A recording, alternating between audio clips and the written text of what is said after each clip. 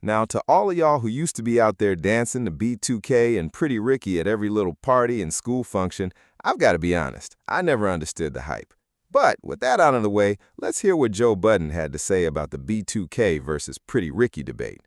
Before we get into it, make sure you hit that like button, subscribe to the channel. Each other. Oh.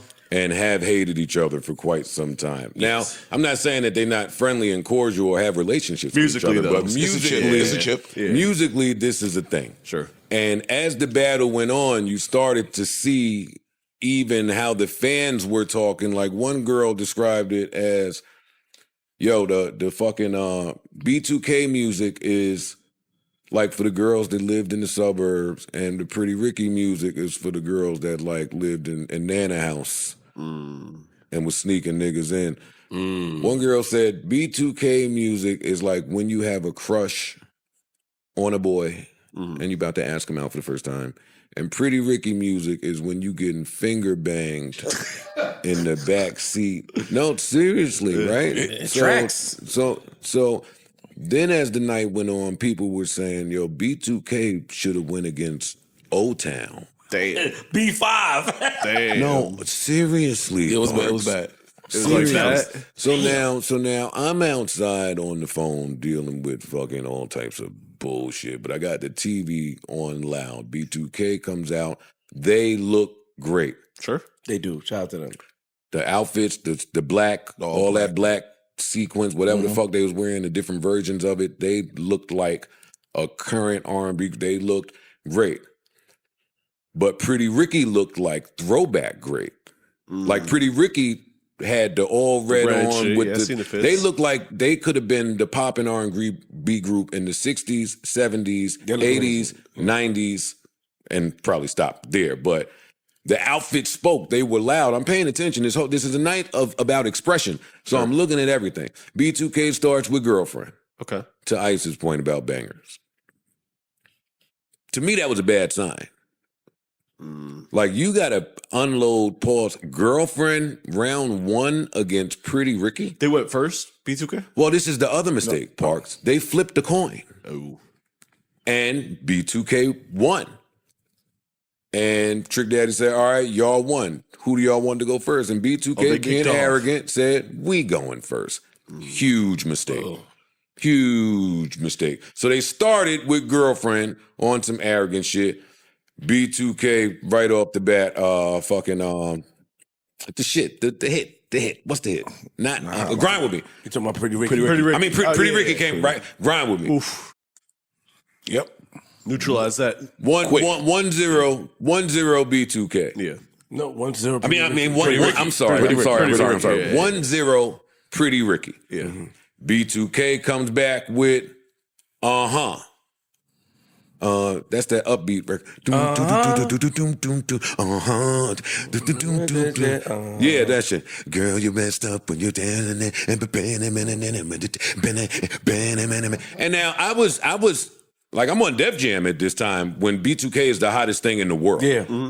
So it's clear, like, they doing the new edition for younger people. They got all the hit song makers, all the hit beat makers, all the hit marketing. Everybody involved with B2K was them.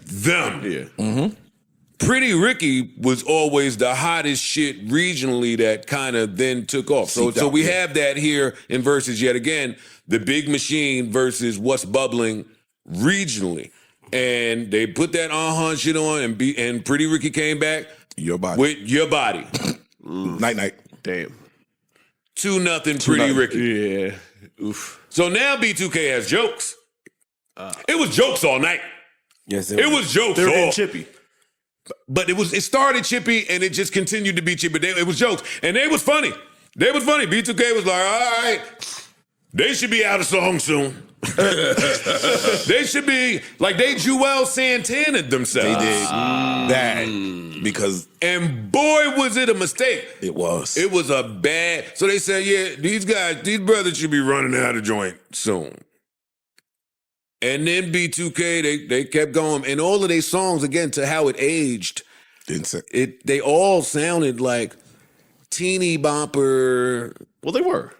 but how it sounds. Yeah, but today, how it Yeah, sounds. Compared to Pretty Ricky's Coming from grown men They too didn't- at this point. Yeah. That's my point. Yeah, they didn't have, none of it sounded hard. And you need hard at some point, and it all sounded very soft. Gotcha. So while they were hard in their appearance with the Black Jodeci, everything else was soft. By the time they did track 2, I said, oh, they're going to have a long night. Because they all was kind of rapping this song. I'm like, yo, are these 4 rappers? None of these niggas are singing. They just all kind of rapping and ad-libbing and screaming over each other. Oh, they pointed that out. And we said Pretty Ricky performs better than these niggas. So now if B2K is just going to highlight their own shortcomings, Pretty Ricky's not. then they start shortening the songs. They It were even doing got to 30 that. seconds. They was just like, yo, we just doing a half a 30 verse. seconds, Uh-oh. And yo, it got so bad that Raz B came in the middle and started to thank I want to thank y'all and thank God out of nowhere. And I'm what like, song? Nigga acting like the third. No, it wasn't the third. The fourth. It wasn't the third, because there was signs throughout this battle. It was early, Joe. that B2K was losing it, like the Spurs. They were losing confidence gradually as this night went on. Because, like Flip said, at some point, maybe 5 or 6 songs later, a song came on, and Amar and the rest of the group was like, nah, stop it. Let Raz spit a little something. Let Raz give him a little something That's first. what we want, yeah. So then Raz B gets to the middle one of the person wants stage, and he sounded beautiful. He said it sounded beautiful. He sounded beautiful. Yes, he did. He sounded absolutely, he said some shit that sounded heartfelt. He was like, yo, y'all know about some of my battles I've been going through it's a miracle for me to even be standing here Sounds today. like a Flip love letter. Yada, yada, yada. It was very heartfelt, but the fact that you're doing that right this second is not coming off like that. It's not. coming off like, Pity Cry vote. for help. oh, you trying to pull out every trick in the book. Oh, boy, This did is they. gospel at the Apollo. Shit. That's what this is. And then you had the nerve to whatever song they played after that, Raz B was the lead. What a mistake. Whatever song they went to, some song I had never heard. Raz B was the lead vocalist on this song. Bad sign. Hey, later on they played another song that Fizz was the lead on.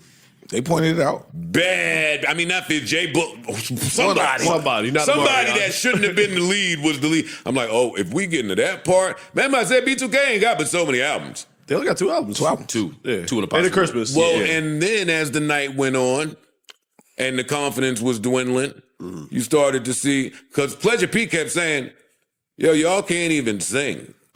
That's all he. Like, yo, you he kept can't hammering sing that point. none of these songs. Then he started singing one of their songs. Yeah. Oh, shit. Yeah, Right after at the go off, middle of I'm the singing, stage. Yeah, And then the Marion came out like he was about to have a sing off, but he never hit a note. Like he let Pleasure P just do. Oh, but he man. kept telling them like, "Yo, you can't do this though. Sing. Let's sing right now. How about that? Oh, so he was shitting on him. Yeah, yo, right now. The nigga Just went, sing. Yo, Parks, he walked over there and started to sing in their ears while they was huddling. That's crazy. Like, he's just doing disrespectful shit all night. Yeah, so then He's on his Jadakiss shit. So then you could see Yes. B2K and them start to, like Flip said, huddle. Got to. Mind you, They try to call it audible. Pretty Ricky, when they performing, they playing dominoes and drinking Henny. On stage. They got a table. No, they on the got side a of the table stage. on the side with their back turned to B2K. They not even paying them niggas no They mind. playing cards. See, I fuck They over with there- that. I fuck with It that. was so fly, yo. Yeah, it was. It was. what they was out ordering. Masterclass. They was out ordering these niggas. They had Trick Daddy over there. Everybody on that Florida side was Where's wearing Pretty Ricky red. from again? Florida. Miami. 305. So all them Florida niggas was wearing red. Yeah. Pretty Ricky had something with some ass and tits over there too. I always appreciate that as a viewer. did. As a viewer watching at home, I'm gonna give a point to whoever got tits and ass with them. They had something over there. And B2K, they just didn't. They had Lizzo. So it's getting so bad. I stopped keeping the score. I got the scorecard. I stopped keeping score. At one point, I put the shit on mute and just started.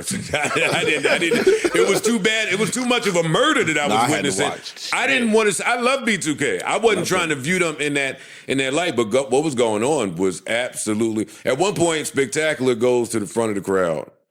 Oh, that shit. I'm not talking about that shit he did. I'm on. You talking about I'm a on girl that was in the front? Yeah. He goes to one of the B2K fans in the front. He said, "Look at you. You've been here this whole night. You got them on your shirt. No, yeah, they on your shirt. None of them walked over Nobody there all said night. Big Mama, they hello did the to Big you. Mama badge. None of them acknowledged you. Look at them over there. They just been ignoring you. Who grabbed your hand? Pretty Ricky got it. So then Raz B gonna come over and try to say something. He like, nigga, don't say nothing to Yeah, her he now. said, don't say nothing now. You been ignoring her the whole night. Don't say nothing now.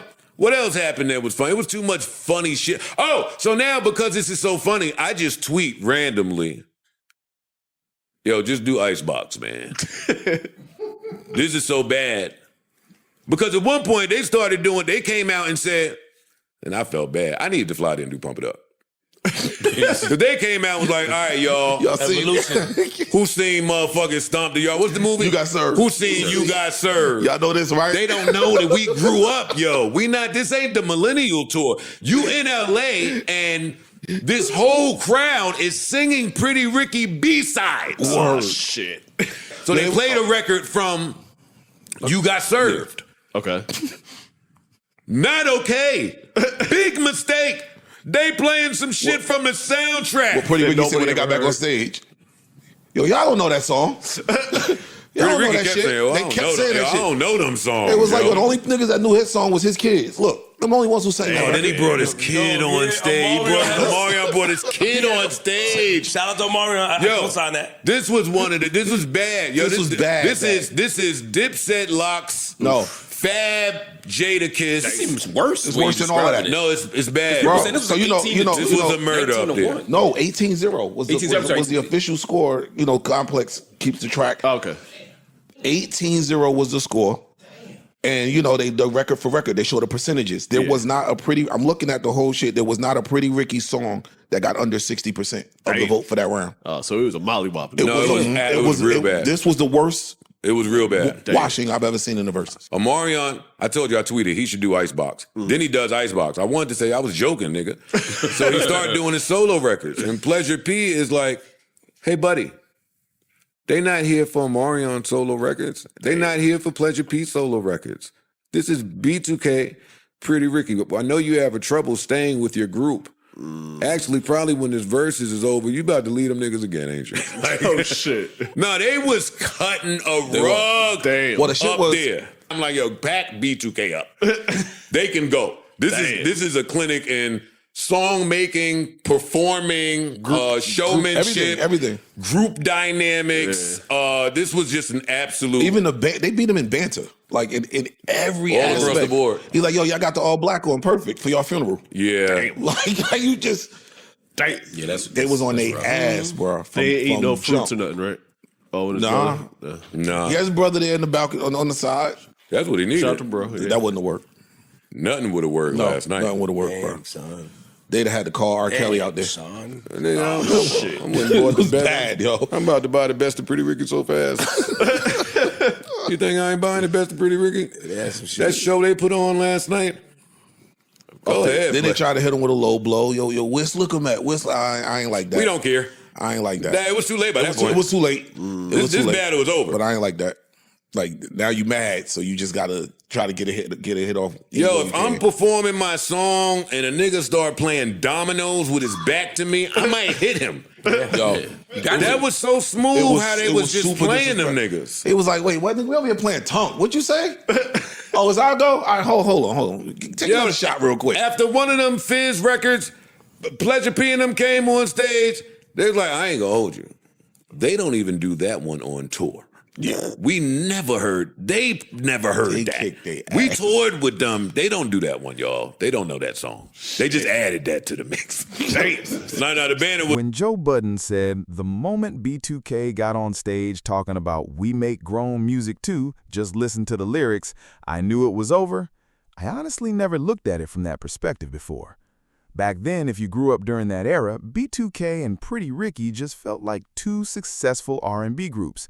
They seemed like they occupied the same lane, but when you really stop and think about it, the atmosphere completely changed depending on whose music was playing.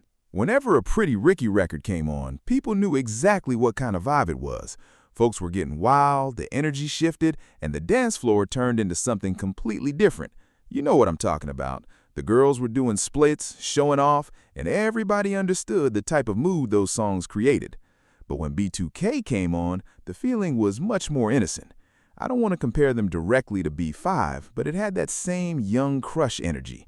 It reminded you of groups like IMX. It was fun, teenage R&B that everyone enjoyed.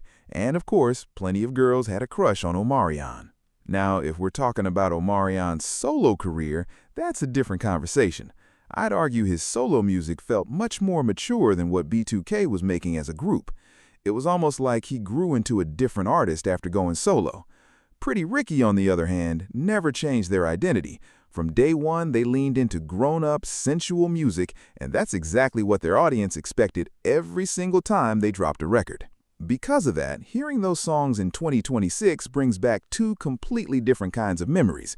If you're an adult today, you'll probably throw on Pretty Ricky when you're looking for that vibe. But B2K, that's pure nostalgia. Those songs remind you of having a middle school or high school crush, going to the movies, rocking fresh Air Force Ones, and wearing Carmelo Anthony Nuggets jerseys back when that was the style.